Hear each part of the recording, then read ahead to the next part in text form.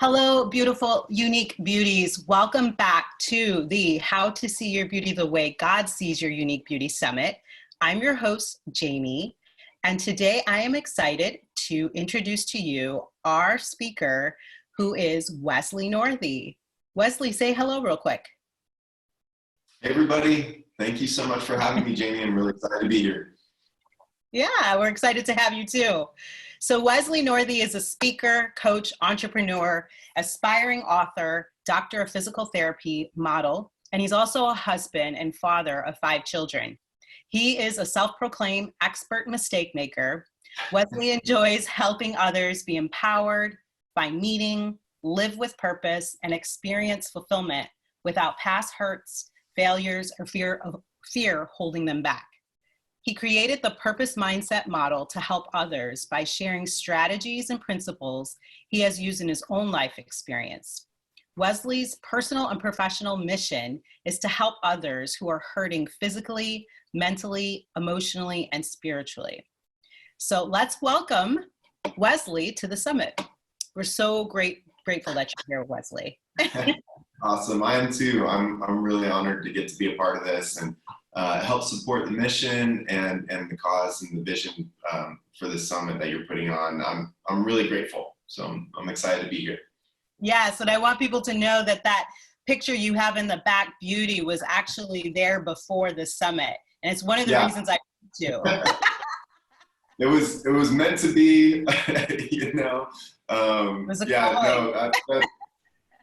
It's definitely not a prop just for the interview. That's actually, there. I love it. Okay, so I got to meet Wesley from a summit that we both spoken to just recently, and when we were chatting, getting to know a little bit about each other, I wasn't personally looking for male speakers. I didn't think about inviting a male speaker because I just thought women are the ones that speak about beauty. But then I remembered that one of the best messages I've ever heard about beauty was from a male speaker. So I was like, okay, I'm going to ask Wesley. And in the midst of speaking to Wesley, he really helped me because I've had, men come to me and say, your message really speaks to me. And I just thought that was interesting because I was talking about beauty. But Wesley made me recognize that when I spoke about beauty, it reminded him of his identity. So I was hoping that Wesley could share with us today a little bit about what it was like when he discovered and recognized his identity for the very first time. Wesley, do you mind sharing that with us? No, absolutely. It's such a great question because I think so many of us, we develop an identity of ourselves over time. A lot of it's related to our upbringing and our childhood and events that we've gone through and influences that we've had. And often we tie our self-worth to our identity of ourselves. We tie together how much we value ourselves to our identity. And for me in my own life, unfortunately, through a series of events and trauma and things that kind of happened in my life, I really developed an identity of being a failure. I had very, very low self-esteem and low self-worth, and that led into depression, and it took me down a dark road for a time.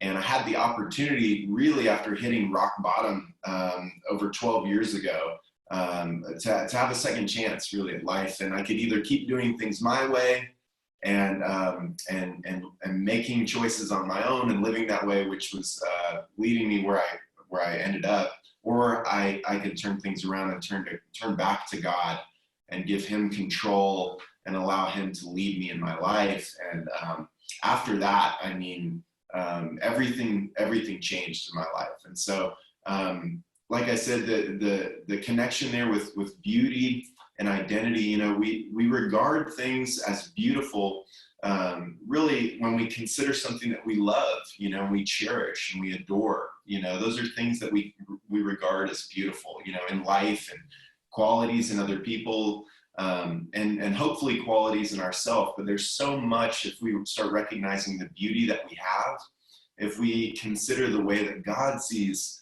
our beauty, you know, and who we are, and we're made in his image. And we're very, very harsh critics of ourselves oftentimes, you know, and we have this projection of the way that things should be. And that's often put on us by society and culture and expectations, and we should look a certain way, or we should behave a certain way, and things like that, that qualify us to be beautiful, right? And none of that has real value, really, you know, and not in the deep, meaningful, fulfilling sense of it. If we recognize that God loves us, you know, God loves our heart and who we are, and he created us, you know, as these beautiful creatures in his image. If we recognize that, and we kind of step outside of ourselves, and we stop critiquing, you know, I've got a gray hair, and I've got this, and that doesn't look right, and I need to lose 10 pounds, and I've got all this, you know, that's just a never-ending road of never being good enough.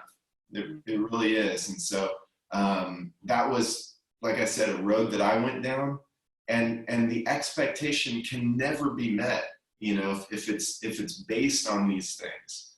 And so, you know, a real sense of self-worth, of valuable identity begins with learning to love and appreciate yourself, and recognize the way that Christ does and the way that God does in your life, you know. And that's not to say that that's the sin in your life, you know, the sin that we have and the habits that we have that are disempowering to us and that are offenses, you know, to God in our life. Those things aren't beautiful, you know. And so there's always room to grow and to correct ourselves and to ask for forgiveness through that. But despite all of it, he still sees us for what we are, and we're beautiful, human, living people, you know, that are made in his image. So. Yes, I love that. I had a very similar story as yours in terms of, like, I literally hit rock bottom, and it was, it's interesting to hear your story, because I felt the same way too. I felt like I was in control, and I was like not doing well with my life. Like I was making it, I was steering it in the wrong direction. So it's kind of cool the way to hear your story, that you felt the same sense of like you were in control and it was time to let go of that. It's interesting, very interesting. Yeah. So, you know, it amazes me to hear you speak so much about beauty, you know, being in the modeling industry. You know, I mean, I'm sure you get this over and over again. That's why I was like, I'm really loving that you're sharing this as someone who works in the modeling industry. So can you tell me a little bit about what that experience is like, and, you know, just as it relates to like surface level beauty? Absolutely. No, and it's so appropriate, you know, for the theme. Yeah. Because, like I said, we put so much value on surface level beauty, and we leave it up to things like the modeling industry and the marketing industry and all these things to determine what we consider to be beauty, you know. And so I do kind of have like this insider scoop for being in it for like, gosh, a long time now, probably around 12 to 15 years or so, that it kind of got started. And it was by chance. This wasn't something that I was looking for. It wasn't something that I ever thought I'd be interested in being involved in. But the opportunity kept coming up to do some modeling work when I was younger. And I finally just gave in, and I thought, okay, why not? And what I found out was I actually enjoyed doing it, but mostly because of the people that I got to work with. And I enjoyed the work aspect of it. And I found out that I had a sort of an opportunity to kind of be a light in this space that in stereotypical kind of general terms is superficial. And so it's interesting because people on the other end, you know, when we're the viewer and we're the audience and we're the person looking at the magazine or looking at Instagram or movies or whatever it is, we think that that's reality, and it's not. It's not. And I can promise you that it's not. There's a whole crew of lighting specialists, of makeup artists, of people. I will have clothes, depending on what the job is, and I'm pinned with clips from top to bottom of my back, so the clothes look like they're just sculpted and they fit perfectly and all this stuff. and the posing and all these things that are supposed to look so natural and organic often are not. And so, first of all, right off the bat, it's unrealistic to think that that's everyday life. You know, that anyone is just meeting these standards of just, you know, perfect skin and all these, I mean, and so, and I'll say that I have had a chance to work with a number of models, both male and female, over the years. And it is sad to see sometimes, and I don't mean this in a judgmental way, but it's sad to see sometimes when I know someone doesn't value themselves in their heart, and they put everything on the surface level, right? They put all of their worth in how they look, and you can become obsessive about it. And I know that I'm a man here speaking to a female audience, but I was raised mostly by my mother, with my sisters, and I'm married and have 3 daughters now. And so the mentality around women putting pressure on themselves to look a certain way, you know, and sometimes even going down that path of becoming a little bit obsessive where it becomes unhealthy, you know, when you're trying to lose weight and you do things that are no longer beneficial for you. It's one thing to be, as a doctor of physical therapy, I'm a huge advocate of staying fit and healthy, right? Just for all sorts of reasons. But there's a tipping point when you start to focus on these things. And early in my career, when I started to do more modeling, I even got caught up with that myself. And I was restricting my caloric intake like crazy. I mean, becoming really, like my body fat percentage was getting very low. And what happened was, no matter how low it got, I would still look in the mirror and it wasn't enough. I couldn't even see myself for what it was anymore. It still wasn't good enough. It still wasn't good enough. I still looked like, when I looked in the mirror, I still wasn't where I needed to be. I could still go farther, right? And so there's a lot of psychology behind that becomes disempowering for us as people, male and female. And a lot of that is very prevalent in the modeling industry. And I think some of that's starting to shift and change. But it's funny, I wanted to also mention, I had a good friend who was recording commercials, and I won't name the name of this particular celebrity, but I'd say that everybody knows who she is. And she's getting older now. And I had a discussion with him, this was years ago, but he was responsible for going through the video for this commercial and taking away all of her wrinkles. And he felt so guilty. Wow. And is consciously guilty, because he said, I'm perpetuating this idea that somehow age can't be beautiful, that if you have wrinkles, that somehow you're flawed now, you know, and all these different things that are very normal to human life and human experience, that we twist it and we alter it. And so I want to encourage everybody that is watching out there that don't view how beautiful you are set by these standards that are placed that are absolutely false. They're set by an industry that is trying to sell products. That's it. They're not doing things to promote your health and your well-being and your joy and your happiness. They're simply trying to sell you products. So if you table that thought that, hey, I have to look this way or whatever, and just say, wait a second, that's what this industry is telling me because they want me to buy something. And if you just shift your focus over and just say, hey, the way that I consider myself to be beautiful, it should be the standards that God sets for me. Amen. Right? Not an industry trying to sell products. It's two opposite ends of the spectrum.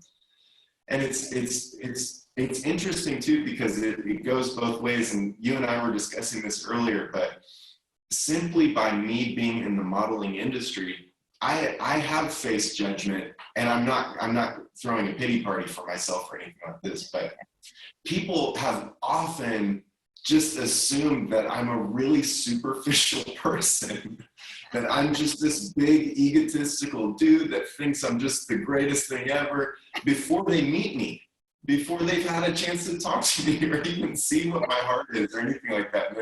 And I've had comments, you know, online from total strangers just ripping on me, hating on me, talking about how egotistical I must be from a single photo that they saw from a modeling job. And my heart just went out to them. I'm like, gosh, I feel bad that they would have to direct, you know, all this hatred and negative energy toward. I try to be a good guy. But anyway, the entire modeling industry is, it's a factory, you know, creating this false sense of beauty. And beauty really begins on the inside and it works its way out. Mm-hmm. You know, and how often have we seen people that we regarded as, oh my gosh, they're this supermodel and they're this beautiful person. And then you see their personality. Oh. And how quickly does that observation of beauty change and completely 180? And it's like, whoa, they're actually a really ugly person. You know, they have a lot of bitterness and you know, animosity toward others and you know, all these different qualities that really degrades the sense, the look of beauty very quickly. You know, and like I said, I've worked with people like that are just rude and they treat others like they're better than them and things like that. And very quickly, even the illusion of external beauty, it goes away pretty quickly when you see someone's personality like that. And on the opposite end of the spectrum, you may see somebody, I've worked with so many people that are part of a crew. I mean, they're beautiful people. And the more that they let their heart just radiate and the light within them shine and the goodness that they have shine, the more beautiful that others see them. And that's where it really comes from. It's not the other way around. Yeah. And you know what? You just described multidimensional beauty. I really believe we got the definition of beauty wrong. I believe that more than anything, that God is trying to show us the true definition of beauty. It's multidimensional. It is not just surface. I mean, the way you talked about someone being physically beautiful, but not internally beautiful, they're not beautiful anymore, right? I like to say they're pretty. They're pretty. They're just not beautiful, right? So, I mean, and you know what I mean? Like, I really believe that the definition of beauty is everything. It's not just surface. And I believe you're right. And the industries are showing that. You know, I specifically am passionate about the beauty and fashion industry, but I see that you're right. You just described it. They're showing us what they think it should look like. And we're trying to become this thing that's not real.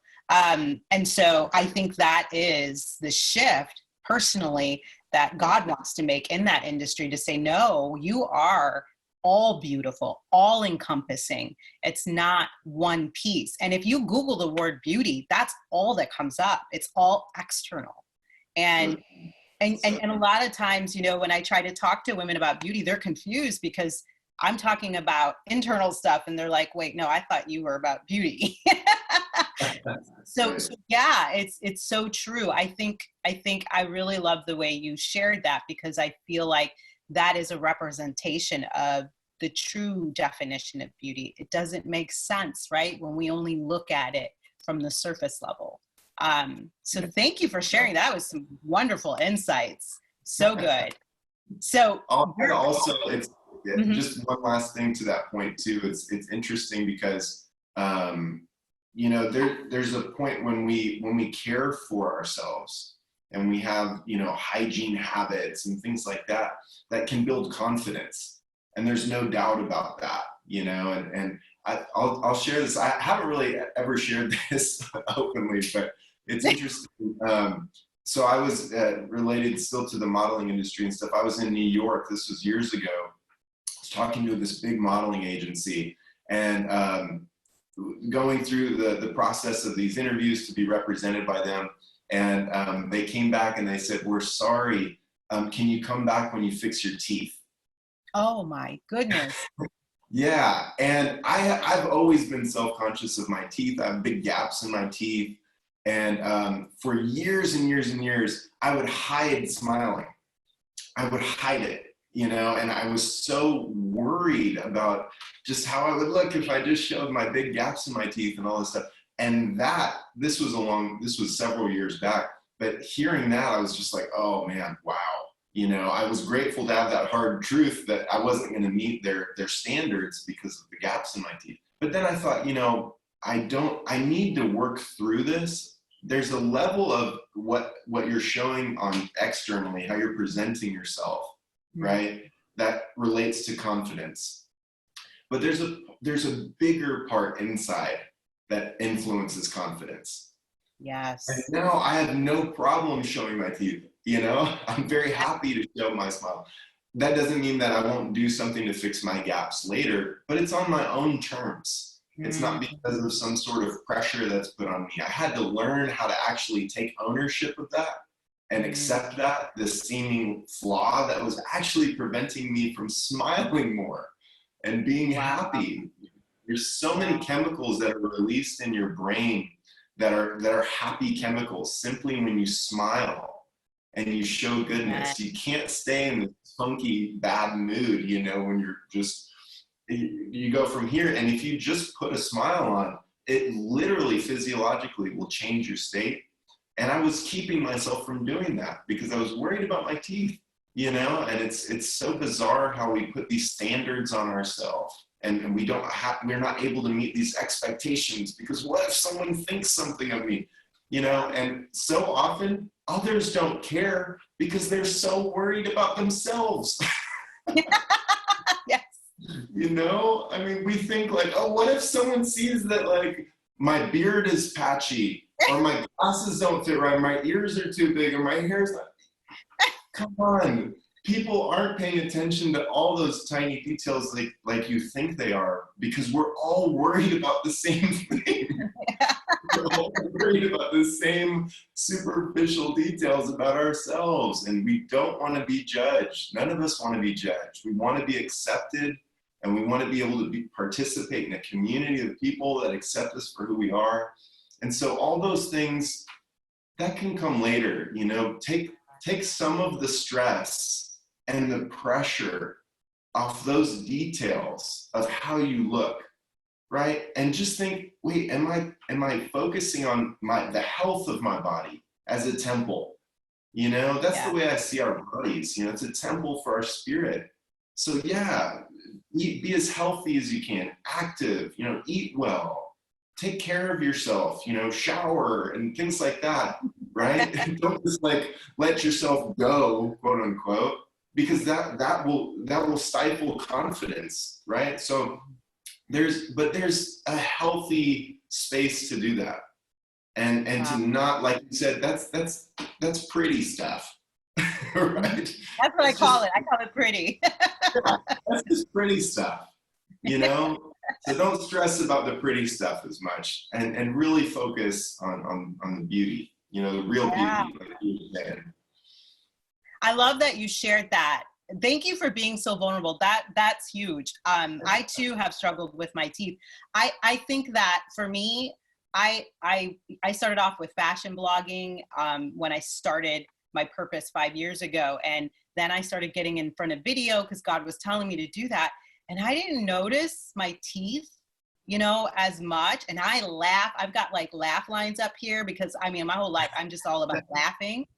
And, when I saw myself on the camera and like even the pictures, it really started to get to me. And I'm like, wow, nobody never said anything to me about my teeth. Like, look at my teeth, And so it's so funny. But even to this point, I had the same, and I love the way you talked about this. And women, I want you to hear this. For those of you struggling with that one body part that you just, make yourself feel ugly out because it doesn't look a certain way, you really have to go inward, and you really have to bring that back to Christ. You have to show him that you feel this way and be authentic, because you know what? Before you even had the thought, he already knew. And really, it's so important to go inward and look at why do you feel the way you do. And Yeah. for me and for you, I love that too, is that we've recognized that that's not something that wasn't coming from a place where he was moving us in a direction to do something about it. I agree with you. Like, Yeah. I agree with you. I'm still waiting for him to show me, okay, should I do something about this? Should I do something about that? Where is it Yeah. coming from, right? Oh, that's such a good point. Oh my gosh, that's such a good point. And this is so similar to a conversation I've had with my eldest daughter, who's now 15. Oh, wow. And I know all of your viewers get it, right? Like being 15 is really hard. It's really hard, especially in the social media era. And it's just like, gosh, the pressure that she has, you know, to meet these standards like we've been talking about. But you know, this is the very thing that I was speaking to her with, just trying to be open and being a really good listening father, and not trying to, you know, it's a touchy subject sometimes, especially when it comes to weight. Yeah. And one of the things that I discuss with a lot of patients that I work with is related to weight, you know, in terms of health. Yeah. And so, like you said, if weight is something that you're concerned about aesthetically, and that's where your concern is how do I look because of my weight? That's not really getting to the heart of what might be bothering you. What may be bothering you, and I'm not saying that this is something that anyone's guilty of, but what may be bothering you is you might have a coping mechanism, right, in place when you're feeling down and discouraged and lost and you're losing hope and things like that. What are you turning to? Sometimes for a lot of people it is food. Sometimes it's alcohol. You know, sometimes it's these other disempowering habits, that the result, the secondary result, becomes a problem with weight later. And then we focus our energy, well, I gotta fix my weight so I look good again. Right? And we forget, like you said, to get down to the heart of it. Well, maybe I have this problem a challenge that I can't overcome, or whatever it is, right? And so I think that whatever it is, if it's weight or gosh, whatever other facet of that someone might qualify themselves to feel beautiful or pretty on, right? Like you said, get to the very heart. Wait, why do I feel this way? Why am I not happy with the way that I look, or the way that I'm able to present myself, or whatever it is? And get to the very source of it. And usually it's much deeper, and it's rooted in something else. It's usually rooted in some sort of hurt or insecurity or a fear. And when you start to dig deep and you get to that moment where it's like, wait a second, you know, I was always told by my mom or my dad that I had to look this way, you know, and I never met their standard. They always wanted me to do X, Y, and Z, and I was never good enough, or whatever it is, you know, or a relationship, you know, with when you had a partner and they just bullied you, or they just mentally dragged you down, right? And now your sense of beauty is tied to their words, right? I mean, and that's maybe the source of a pattern or a behavior, or again, the identity that you might be clinging to. And the influence came from somebody that should mind their own business, you know, and learn to love you the way that you need to be loved and the way that you need to be treated. And so a lot of that has to do with ownership first, and realizing, well, what's the dialogue that I'm telling myself here? How am I talking to myself? When I'm alone, am I telling myself that I'm ugly, that I'm not good enough, that I'm a failure, that this isn't right about me, that that's not right about me? I was very guilty of that. Very guilty of that. And I used to blame it on my dad, and this happened and that happened, until I really recognized I was the big bully in my own life. Every time I was alone, I was the guy that was convincing myself, Wesley, you're worthless. Wesley, no matter what you do, you're a failure. Wesley, nobody likes you, you know, and just baloney, just a bunch of lies. And it wasn't because of this person or that person or this or that or that. It was me doing that to me. Right? And so when I really got inward and I realized, wait, where's my heart and where's my spirit right now? Am I sitting in stillness with the Lord? and learning to accept myself and love myself and have that communication with him and let him speak into my life? Or am I still too worried about what these other people are doing, how they're influencing me and what they're telling me, right? And when you turn that around and you just sit with God in quiet and you sit alone, he might reveal like, hey, you're beating yourself up. Most of the time, the things that we tell ourselves, we wouldn't tell our worst enemy. You know? I mean, like, can you imagine people that you love in your life, your parents, your children, your partner, whoever it is, your close friends, talking to them the way that you talk to yourself? Yeah. If there's a disconnect there, then that's a source of some of the way that you're feeling. You have to change the words and the dialogue that you're using to direct toward yourself. Start speaking to yourself like you would someone you love, someone you care about, someone that you see as Christ's child, right? If you see yourself and you speak to yourself that way and you treat yourself that way, the result is you'll start feeling better. Feel more lighthearted. You're going to feel more confident. You're going to experience more love. You're going to allow more of God's love to enter in too, because you won't be so caught up bringing yourself down. Yes, so true. So true. I love that. I think that so important. It's so important to understand where our beauty comes from. It's the whole point of the summit. We don't know our beauty until we know the one who created us, tells us how our beauty was designed and what he was thinking, because our beauty is intentional and it has purpose. It's not surface level. Yes, yes. And so we really have to sit. I love the way you said that, and spend time with him, with our groom, so he can show us the way I see it. The way I've experienced it is I stare in his eyes so long that I see my reflection. And it is so powerful when we see ourselves in his eyes. Like, he sees us like perfect in his image. He sees us the way we were created. And I think it's so powerful when we do that, because it moves us towards who we are. And so we can, start sifting out the things that we are not, which we believe about ourselves. So I think that is so powerful. So powerful. That gave me chills, Jamie. Yay! That was awesome. That's God. That's God. That's all God. That is not me. That is, man, I'm a mess. I'm a mess. So, but yeah. Same.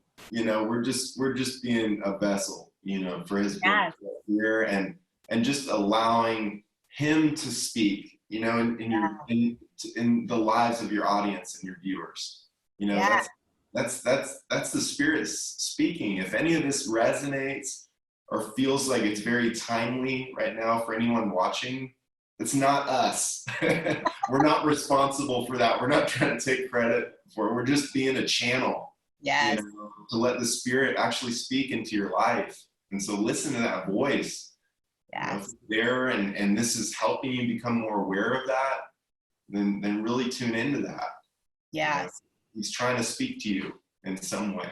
Yes, and I believe that's the essence of beauty. When you get to a place where you're just the vessel, where you're just allowing him, and not that we consistently do that. I sure as heck cannot do that consistently 24 hours a day. But my goal in life, my beauty goal, is to get into that essence more and more and more every day. It's just a life journey. But I think, yes, I love the way you described it, because that's what I want women to understand when you're watching this video, when you're watching this interview, is that's what you're striving for. That's a beauty goal. That's your ultimate beauty goal. And so no cream, no lotion, no makeup, no hair product will give you that fulfillment. And it's a beautiful thing. It's a beautiful thing. All right. I think we should close this. No, one more question, because I really want to ask you this question. So for me, Song of Solomon has transformed my life, because it's all about Jesus. It's a representation of how Jesus sees his bride, the church. So being a father, or not a father, being a husband, I'm curious to know how Jesus leads you to be a husband. And what does that look like? I'm just curious if you have some examples of how he shows you to be a husband to your wife? So the example in Christ's calling in my life to be a better husband has to do with one term, and it's being a servant leader. And that is what connects and resonates so strongly for me on my path and my role as a husband. Is first, I'm in service of the Lord. If I'm not first looking to him and what he's calling me to do and asking me to do and telling me to do and being obedient to that and serving him, I'm already off track. Everything else after that's going to get messed up. I can try all I want on my own and do all this and do all that. But if I'm not first being a servant, it won't work. After that, the second portion of that is being a leader. You know, I know what my wife needs from me. She needs certain qualities from me, right? A lot of that has to do with leadership. I have to demonstrate leadership in the way that I act, in the things that I say, in the choices that I make, and how I handle the little things, choosing to be present, choosing to be patient, choosing to be kind, being a good listener. Those are leadership qualities. It's not always just speaking and telling people what to do and that's being a dictator. That's not being a leader, you know? Being a leader is actually demonstrating it through a series of qualities and that I'm always trying to work on every day. I'm not pretending that I'm a master at this in any way, but I know that my wife needs me to be a leader. And sometimes that means I need to be quiet and listen. Sometimes that means I need to rub her shoulders, right? Sometimes I need to let her know how much she means to me and how much I care about her and how much I love her and how she's my best friend. You know, if my wife doesn't know that every day, that's on me, because I need to make sure that she knows that every day, how much I value her and how much I appreciate her, the same way that Christ does for me. Christ sets that example for me as a man. He's my heavenly Father. And he says, dude, this is the way you're supposed to be a man. Unconditional love. What one takeaway would you like to leave the beautiful women of the summit before we end the interview? Yeah, and we brought this up, but this kind of struck me this morning preparing for this interview. This was a word that I knew I wanted to share. And it was having beauty will not give you joy in your heart. Having joy in your heart will give you beauty. Love that. And so I wanted to share that today as a send-off, and I just wish everybody well out there, and love yourself like Christ loves you. You know, you're a beautiful, beautiful person. No matter where you are, no matter what your circumstances are, no matter what your history is, no matter how much baggage you have and all these different things that make you human, you know, Christ loves you, and you're a beautiful, beautiful person. And just let that radiate, let that shine, recognize that, and, you know, and be grateful. Be grateful for the beauty that Christ has given you in your life.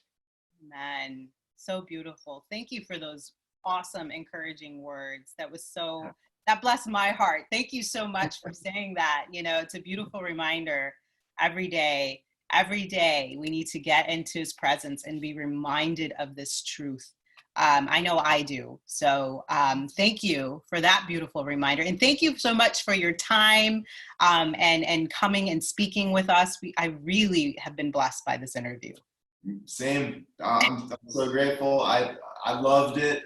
Anytime, you know, you want to work together again, I'm so happy, and I hope we collaborate more, and I hope we inspired and just allowed the Lord to speak through us, like we were saying, and touch the lives of your viewers here. And thank you so much for having me. Yes.